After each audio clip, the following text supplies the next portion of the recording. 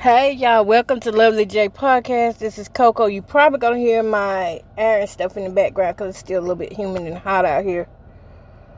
Okay, so I woke up this morning feeling amazing. I felt good. I'm telling y'all, when God just releases stuff off of you, instead of holding that stuff in, give it to Him. He's the only one can help you. Well, I was just now leaving out because I'm on bus stop duty, and just as I'm leaving out, and I'm thinking about puzzle pieces. And I'm thinking about how each time somebody dies, they break a piece of our heart. And the Lord had me to look at that thing a different way. How come we can't say that when somebody breaks our heart through death, or, we're going through these grief emotions and it's painful, why can't we give it the conclusion that just ends that chapter, and that means that the puzzle piece has finally fitted? Am I wrong for thinking like that? That's how I felt. I really honestly think that I have thought about Rollo every day since me and him had broke up.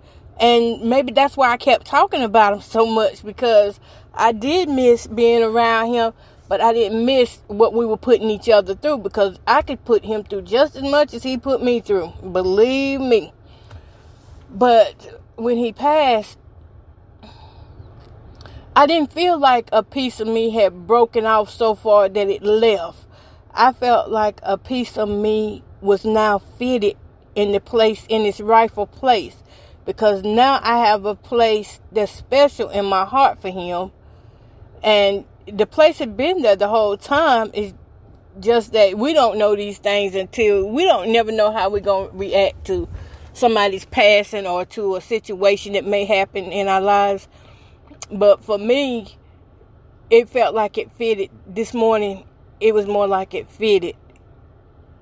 The puzzle piece fitted. Instead, you know how sometimes you have a puzzle and you're just fumbling and trying to figure out where that piece goes to? And then finally, boom, it fits. That's how I felt like that is with me and him.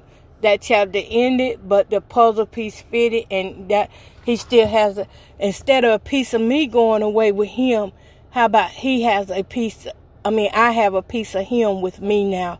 And I have the memories. I have our good times. I have our bad times, which I learned so much from our bad times and the good times. I learned how to be strong, how to defend one another. And it was just so much in that. So I feel comfortable saying that piece of me didn't leave with him.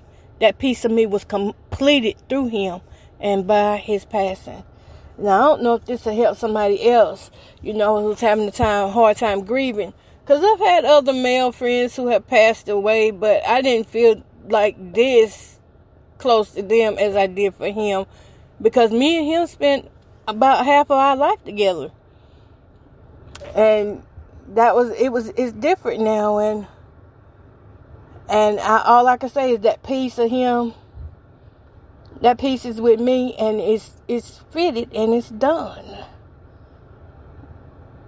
Now that's how I'm gonna get through my things, is knowing that I still have a piece of him here on earth with me, which is those memories, versus saying a piece of me left with you. I'm not going to put myself in that position when I know, and this is why I say it, because I know I serve a great big God who heals all hearts, who binds the wounds, who is next to the crushed and broken hearted. Do you know what that means? That means I can be broken hearted and whole at the same time. Just because I know who God is, my heart may be aching for a situation, but I can still be a whole person. I can still operate in growth, in spirit and truth. You don't want to never put yourself in the position where death takes away from you. See, that's heaven's gain. If it's heaven's gain, then it should be your gain too. Now, that's going to take some time because what's in heaven is here on earth. And we don't have a heaven or hell to put nobody in, but I want to believe in my heart that that's where he went. And that's, if it's different, Lord forgive me, but that's what I want to believe in my heart, that he had got right with God. And that's pretty much how I leave that. I'm not putting them anywhere. I'm just saying I believe from what I heard that he made things right with God. He reconciled with God. So that makes me happy, which means that the angels are rejoicing, which means that they're rejoicing in heaven, then I need to be rejoicing here on earth. But I felt a lot better. And I had a dream about him. Oh my God. I dreamed he was at his sister's house and he was walking around real slow. But he was eating on something. I don't know what it was he was eating on, but it was a fruit or either a vegetable. He was eating on it, and he said, look, I can eat now. I can eat now. I can eat all I want now. I didn't know what it was eating on, but I was just standing there smiling, and he was just walking around saying, I can eat now. And I was like, what's wrong with him? And somebody said dementia. I said, dementia? And I was looking, and I was like, nah, I don't know about all that. But that was a crazy dream, though. You know, sometimes crazy dreams come after somebody passed.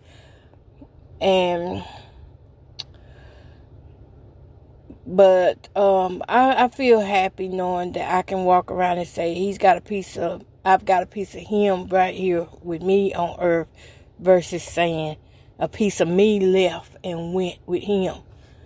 No, a piece of me didn't leave and go with him, because after we broke up, I became a whole woman. I became a godly woman. Well, before we broke up, that's what led us apart, was I chose to follow God. And if I'm going to believe wholeheartedly in God, then I got to believe that it's okay. So many times, I went through grief process before, a lot of times, y'all, and my daddy had to walk me through every time. I mean, literally, my daddy would grab my hand, and he would grab my hand and take me up to see the body, walk with me, pray with me, read scriptures to me, until I became stronger in that situation. And now he's not here. Him, Rollo, and my biological dad, those three were with me almost every day for the last 17 years. Almost every day. And now I just have to be at peace, be okay with the decision that God made. Because God do not make mistakes. He know that man was suffering. He was suffering so bad. I seen him suffering so bad before we even broke up. I would be wanting him to be happy at least one day, or have some type of joy, but he couldn't. Most of the days, he wasn't miserable, and he wanted to be happy. You could see it on his face that he wanted to be, I could see on him that he wanted to be excited, and, he wanted to be his old self that would just, however he was, the life of the party, but he couldn't do it like he used to. It was like watching a candle go out slowly. But I have the best parts of him right here with me, and that will keep me going.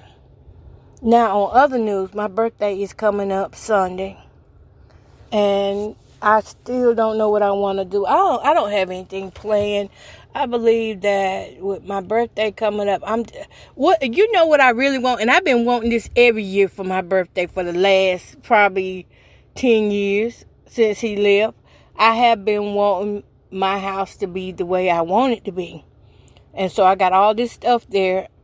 I'm going to work toward that. Just putting my house the way I want it to be, so I can relax in it, so I can have a different scenery, have some different furniture and things in. God has made it possible. Can I say that God has made it possible for me to get the things that I need, even though people be coming in now. Don't get me wrong, the invisible still be coming in doing what they do, but I don't make them bigger than God, because every time they do something, God just come back harder. So I just leave that all to him. I still get upset and things about it because I don't understand how can humans treat another human that way. How can you feel like you're entitled to just walk up in somebody's house and destroy their things and, just make it hard for them to live? But that's a word we got to realize. If you're a child of God, we just passing through. We just passing through. That all this stuff gonna soon pass away anyway. And when it do, even the ones that are doing the bad things, they got to go through this process themselves. We're not meant to live here forever. They'll have to go through the process of grieving and losing someone, and people treating them bad all the time for no reason. So I just don't worry about it like I used to. I've seen God do too much. I've seen him do too much. And I got excited last night. I got an invitation. This is the second invitation this year that I have got from a church to be invited to something. And that means a lot to me because people, they stop inviting me to things. And then it was times when they would invite the group that I used to sing for, they would invite us to things, and then when we get there, they change up, be like, oh, we don't need no singers now. We got somebody in here that's going to sing. And I try to wrap my head around how is God's people playing games like this in the church? And then I have to realize that everybody in the church is not God's people. Everybody in there is not God's children. Some of them are just there to monitor. Some of them are just monitoring spirits, sitting up in there thinking they're looking cute, but they don't because your face is sour. The real fruit, you will know it when you see it. It's not like brown or off-brand. You get the real deal. But it made me happy to see that we were thought about because it's been about 5 years since the pandemic. And nobody's really, reached out from any churches except for this two churches. And like I said, the other churches did reach out to us to sing. When we get to where we were going, they would change up and say, well, we already got the singers that we had, that we wanted. That's what they would say. So they playing in God's face. They're not playing in my face. Remember that. They are playing in God's face. Remember, if you are a child of God, you do not take on these worldly things. If the land of the law is having you to do corrupt things, you got to make a decision. Either you're going to do what God says do, or you're going to do what the world say do. Because we are not of the world. We're just in this world. And what I'm seeing is a lot. I wish I didn't have to say that I see a lot of church people acting like that. And I'm not standing in judgment or criticism or anything. I just let you know that it's a hurtful feeling whenever you walk in somewhere and people switch up on you. But as a child of God, you also know that that's what's going to happen. And you kind of start adapting and you're like, okay, so this is what I got to deal with over here. God, you with me? If you go before me. That's how you do that. Just let God go before you and you will be all right, no matter how many faces. Because one thing about it, if anybody touch you, you know they going to jail regardless. And everybody's going to know their little secret. And they're going to be so shameful. Just like Judas Iscariot. When he did that to Jesus, when he kissed Jesus out in the opening like that and gave him away, he was so ashamed of what he had done to an innocent man, to a good man, that he messed around and offed himself. That's what my fear be for a lot of these church people who are doing that. They know what they're doing is wrong, and they become shamed on it, and then they start trying to self-medicate with drugs and alcohol or sleeping around and things. Don't tell me it's not out there, because we got more pill poppers in the church than we do on the streets. And that's why we got to look out for our people that are ages 45 to 70. You must look out for them, because those are the ones who are overdosing. Yep, those are our overdose people. 45 to 70 years old. They're not dying of natural deaths. They are dying from overdoses. And just because it's not crack cocaine or synthetic marijuana does not mean that it can't hurt you. Some of these opioids that are being prescribed are hurting people. They are taking lives. They are taking mobility. Okay, y'all, I gotta go. Bus coming. Peace, love, and happiness.